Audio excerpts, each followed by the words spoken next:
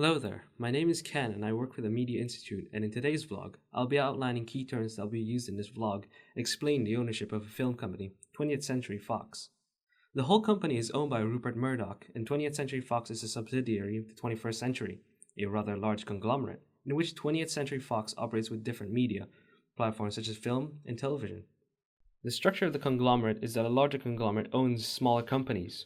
21st Century Fox owns 20th Century Fox, which in turn own their own subsidiaries, 20th Century Fox TV, Fox Home Entertainment, etc.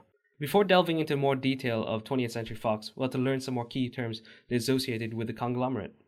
Conglomerate, a big company made up of smaller companies. These small companies have their own specialty, i.e. radio and TV. Independent, a company that is self-run and self-funded and is usually not part of a conglomerate. They make product without relying on another company. They will, however, may need a conglomerate to distribute their products or outsourcing their marketing and distribution. Cross-media ownership. When a conglomerate owns companies that make different media, this means they can cross-promote their film/product across their other companies. This increases publicity and can help in maximizing profit. Commercial. A company that aims to make a profit. This applies to most businesses. Public service broadcaster. PSB is funded by public money to broadcast their productions.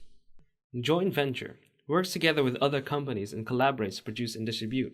Profit. The main objective of media production is to make money. Target audience. A target audience is something a company plans to film for. An example of a target audience would be for a romance genre, could be mainly women.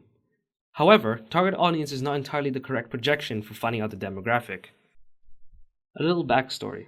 20th Century Fox is a company that shows progression in terms of business size. Throughout their history, they even had enough resources to constantly change their logo and gain their own subsidiaries. They were first named Fox Film Corporations and only switched to 20th Century Fox due to bankruptcy during the year of 1930, when the original owner, William Fox, was jailed. But then, however, the merge between Fox Film and 20th Century Fox proved successful very early on, overtaking some of the bigger competitions, i.e. RKO and MGM, MGM being the biggest studio in Hollywood at the time. The operating model of 20th Century Fox is that they have conglomerates that support their pre-production, production, and post-production departments. This allows the company to cross-promote their productions through their subsidiaries. 20th Century Fox have their own subsidiaries, which allows them to create different products through different departments. For example, Fox TV could make an advertisement for an upcoming movie. That way, they will have more publicity from both their marketing in the film department and the marketing from the television advertisement. The three main departments of the film production of 20th Century Fox is the studio, where they produce the film, script writing, music production, actor auditioning. They then have the distribution department in which the marketing demographic planners arrange how the film is going to be distributed. Finally, they have displayed the films in their cinema chains. Each of the production process has their own specialties and tasks to do for the production of the film.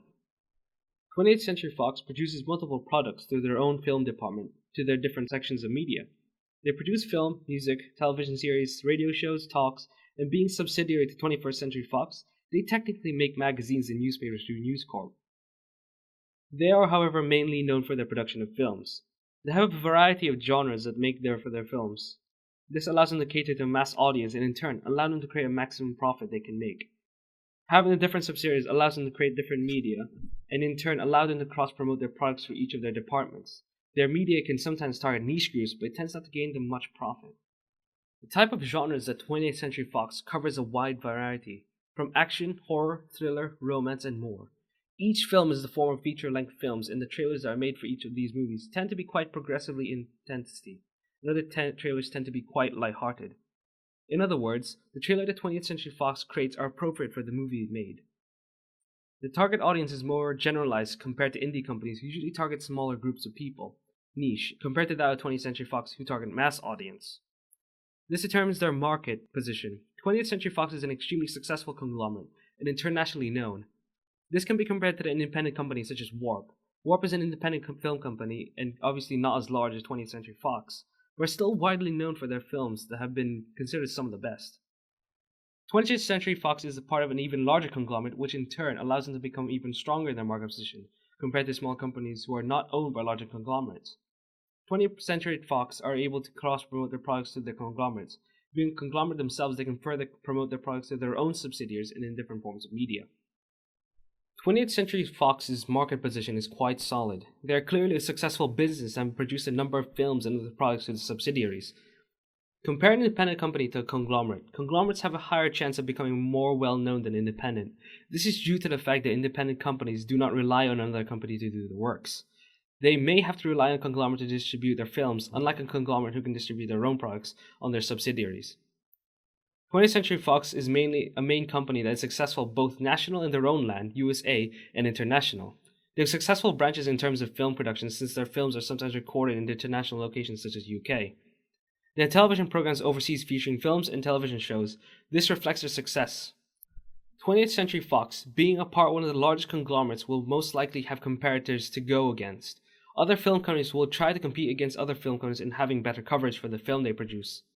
Most film companies, however, can't compete well with 20th Century Fox because of the fact that they are part of a conglomerate that is formed by two different cores, i.e. News Corp and 21st Century Fox. News Corp helps 20th Century Fox in terms of helping to advertise films through graphic media such as newspapers and posters. 20th Century Fox have their own subsidiaries that allow them to cross-promote their products, unlike most film companies who aren't as large as 20th Century Fox. Independent film companies, on the other hand, as they are relying on a larger company to help distribute their films, this would mean that they would not produce as much profit because they've outsourced their distributors. 20th Century Fox is able to produce more profit because of cross-ownership and the ability to use multiple types of media. An example of a way 20th Century Fox would distribute their product before the more constant use of television would have been radio.